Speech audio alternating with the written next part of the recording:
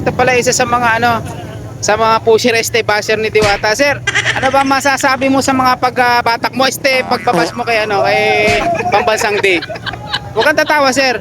Ano po bang masasabi mo doon? Humingi na po ba kayo ng pasensya? Umingi na ako ng pasensya. Opo.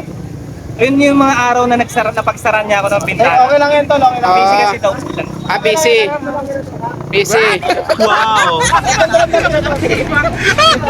Inang yan.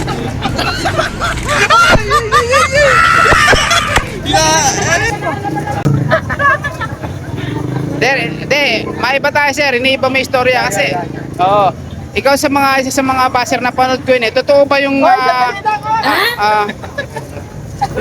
totoo ba yung mga binabato sa yung mga usapin na ang pangit ng pagkakasabi mo kay Pambansang D? Actually, hindi po ako yun. Oh. Ang pagkakabato ko lang ng video ko, yung time na puro may po pa nga ako nun eh. Sabi ko, pwede po ba mag-interview? Medyo utal-utal lang. Pero wala po akong sinabi na nagkapera na, lumaki yung ulo. Wala po akong ganong sinabi. So, wala may po kumuha po ng video ko, nire-upload.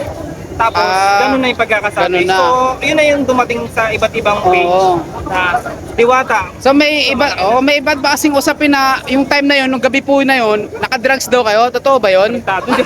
Ay, hindi ba? Si LA Tinoyro pa to. Salamat, sir. Salamat.